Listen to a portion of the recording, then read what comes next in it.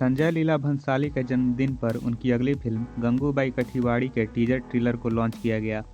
Teaser के आते ही हर तरफ इसकी चर्चा होने लगी और आलिया के परफॉर्मेंस की तारीफ होने लगी। फिल्म में आलिया के साथ अजय देवगन भी हैं, जो कि डॉन करीम लाला का किरदार निभाएंगे। इसके साथ फिल्म में इमरान हाशमी भी हैं, लेकिन उनके रोल को लेकर अभी कुछ खास जानकारी नहीं है। गंगूबाई काठियावाड़ी एक सच्ची कहानी पे बेस्ड है, तो आज की इस वीडियो में हम जानेंगे कि आखिर क्या है गंगूबाई की रियल स्टोरी। गंगूबाई का असली नाम गंगा हरजीवन दास काठियावाड़ी था। वे गुजरात के काठियावाड़ी से थीं। वे एक संपन्न परिवार से थीं और उनके पेरेंट्स उनकी पढ़ाई लिखाई पूरी करवाना चाहते थे, लेकिन गंगा के दिमाग में एक अलग ही प्लान चल रहा था। गंगा बॉलीवुड से बहुत ही प्रभावित थी और वो बॉलीवुड में काम करना चाहती थी। जैसे जैसे वे बड़ी होती गई, बॉलीवुड में उनका इंटरेस्ट बढ़ते चला गया। वो मुंबई आना चाहती थी, लेकिन उनके पेरेंट्स ने उनको सपोर्ट नहीं किया। उसी वक्त गंगा के पिता के साथ एक रमनीक नाम का आदमी काम करता था। रमनीक वहाँ काम करने से पहले मुंबई में काम कर चुका था।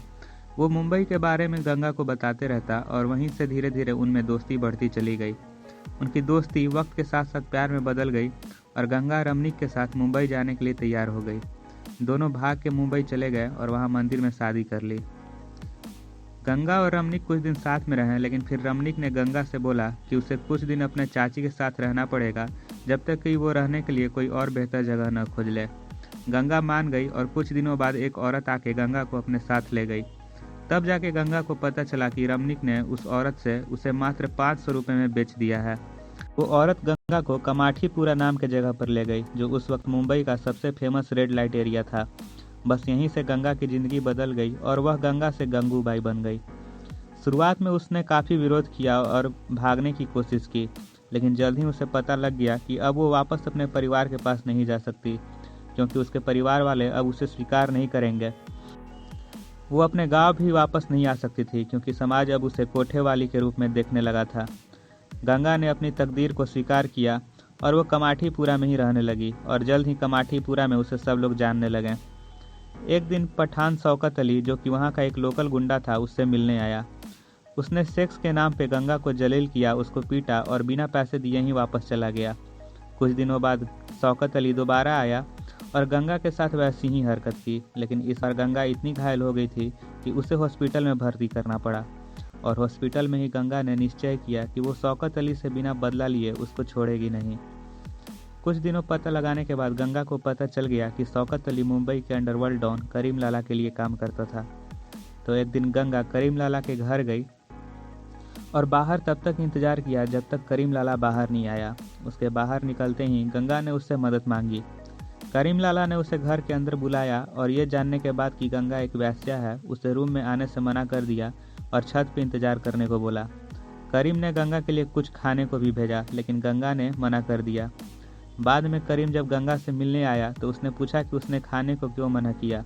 इस पर गंगा ने जवाब दिया कि जब लोग उसे इतना गंदा समझते हैं कि वो किसी के घर के अंदर आने लायक नहीं है, तो वो उस घर का खाना कैसे खा सकती है। करीम ने माफ़ी मांगी और पूछा कि उसके आने का क्या मकसद है, जिस पर गंगा ने करीम को शौकत की सारी बात बता दी। गंगा का दुख सुनने के बाद करीम ने उसको मदद के लिए भरोसा दिया और उससे कहा कि जब करीम अगली बार मिलने आए तो उसे ज़रूर इन्फॉर्म करे। इतना सुनने के बाद गंगा ने एक धागा निकाला और करीम के कलाई पर यह कहते हुए बांध दिया कि आज तक उसे कोई आदमी ने इतना सुरक्षित नहीं महसूस कराया है और इसलिए वो आज से उससे अपना भाई बुलाएगी। अगली बार शौकत जब गंगा से मिलने आया तो करीम के आदमियों ने यह खबर करीम को दे दी और 10 मिनट के अंदर करीम कोठे पर आ पहुंचा।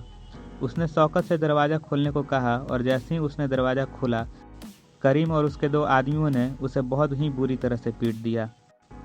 उसके बाद करीम ने वहीं अनाउंस किया कि गंगूबाई उसकी बहन है और कोई भी उसे छूने की हिम्मत नहीं करेगा। और इस घटना के बाद गंगूबाई कमाठीपुरा के कोठे का इंचार्ज अपने हाथों में ले लिया।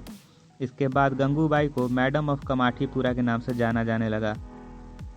शहर की सबसे चर्चित वेश्या से लेकर अंडरवर्ल्ड के कनेक्शन तक, ड्रग्स के तस्करी से लेकर कॉन्ट्रैक्ट किलिंग तक, 60 के दशक में वो इकलौती ऐसी कोठी वाली थी जो बेंटले में घूमती थी। और बाद में वे प्रधानमंत्री नेहरू से भी मिली और सेक्स वर्कर्स के खराब हालत और उनके लिविंग कंडीशंस को इम्प्रूव करने के बारे में उनसे डिस्कशन किया। आलिया काफ़ी टैलेंटेड एक्ट्रेस है और देखते हैं कि वो इस रोल को क्या अंजाम देती है। साथ ही में ये देखना इंटरेस्टिंग रहेगा कि संजय लीला भंसाली के इस फिल्म में हमें और क्या देखने को मिलता है।